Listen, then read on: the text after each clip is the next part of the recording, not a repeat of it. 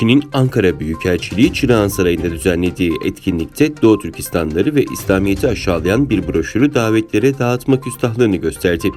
Çin'in Ankara Büyükelçiliği Türkiye'den milletvekilleri, üst düzey bürokratlar, STK temsilcileri, gazeteci ve akademisyenlere verdiği bir resepsiyonda ağza alınmayacak iddialara yer verilen 42 sayfalık bir broşür dağıttı. Doğu Türkistan'ın Çin'in ayrılmaz bir parçası olduğu, Uygurların da Türk kökenli olmadığı gibi tarihi gerçekleri reddeden ifadelerin yer aldığı broşür tepkilere neden oldu. Doğu Türkistan milli davasına da hakaretler içeren broşürde dava aşırı dincilik, terör ve saçmalık şeklinde yaftalamalarla sık sık anıldı. Dünya Uygur Kurultayı Başkanı Dolkun İsa konuyla ilgili görüşlerini Kırım Haber Ajansı ile paylaştı. Dolkun İsa, Çin'in bu propagandalarıyla Uygurların tarihini ve kültürünü silmeye çalışarak uyguladığı soykırımı rahat sürdürmeye çalıştığını vurguladı. Öte yandan Dışişleri Bakanı Mevlüt Çavuşoğlu'nun geçtiğimiz Şubat ayında bir soru üzerine Uygur Türkleri elbette Türktür. Biz onlara zorla Türkçe öğretmedik, onlar bizden daha iyi Türkçe konuşuyorlar açıklamasını yaptığı ortaya çıktı.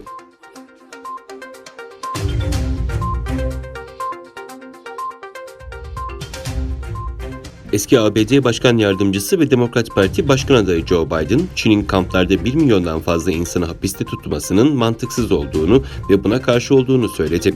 Joe Biden, Uygurlar hakkında Çin'in batısında 1 milyondan fazla Uygur'un zorla alıkonulması mantıksız. Başkan adayı olarak Doğu Türkistan'daki toplama kamplarına karşı bazı bireyleri ve şirketleri bu korkunç baskıdan sorumlu tutuyorum açıklamasını yaptı. Amerikan seçimleri yaklaşırken ABD'li Müslümanlara yönelik yürütülen seçim kampanyası kapsamında ilk kez bir siyasi parti adayının seçim planlarında Uygur meselesi üzerine durması dikkat çekti. Geçtiğimiz günlerde ABD Başkanı Donald Trump da Uygur İnsan Hakları Yasası çıkararak Doğu Türkistan meselesini Amerikan siyasetine eklemişti.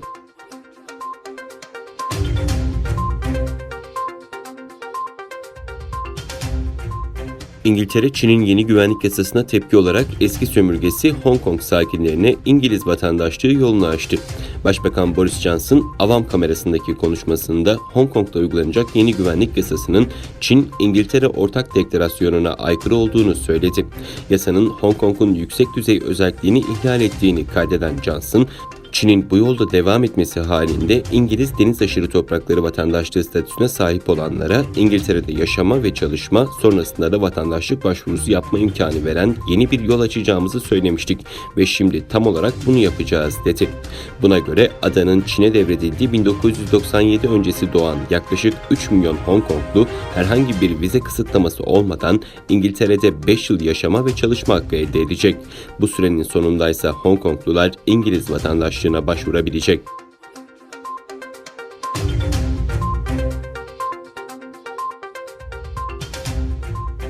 ABD Dışişleri Bakanı Mike Pompeo, Çin yönetiminin Hong Kong Özel İdari Bölgesi'nde uygulamaya koyduğu Ulusal Güvenlik Kanunu'nun bölgedeki hukukun egemenliğini katlettiğini ve bunun tüm ülkelere bir hakaret olduğunu vurguladı.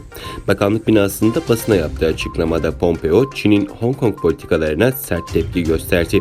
Pompeo, Hong Kong'un dünyanın en sakin, ferah ve dinamik şehirlerinden biri olduğunu, ancak Çin'in uyguladığı politikalar nedeniyle komünist düzenin hakim olduğu şehirlerden bir tanesine dönüşeceğini belirterek şu ifadeleri kullandı. Hong Kong'daki hukukun egemenliği Çin Komünist Partisi tarafından katlediliyor. Bu şok edici bir gelişme olduğu kadar tüm ülkelere de hakarettir. Hong Kong'un özel statüsünden çıkarılması konusunda Başkan Trump'ın talimatlarını uygulamaya devam edeceğiz.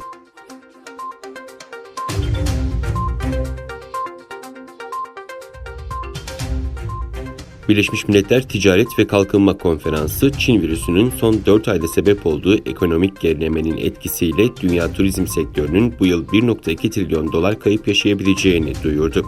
Ticaret ve Kalkınma Konferansı'nın yeni yayımladığı bir raporda Çin virüsünün sebep olduğu COVID-19'un dünya genelinde turizme etkisine ilişkin tahminler paylaşıldı. Raporda salgının Mart ayından bu yana sebep olduğu ekonomik gerilemenin etkisiyle dünya turizm sektörünün 2020'de 1,2 trilyon dolar kayıp yaşayabileceği, bunun da küresel gayri safi yurt içi hasılanın %1,5'una denk geldiği belirtildi. Raporda uluslararası turizmdeki söz konusu durgunluğun 8 ay daha sürmesi halinde sektördeki küresel kaybın 2,2 trilyon dolara yükselebileceği uyarısı yapıldı.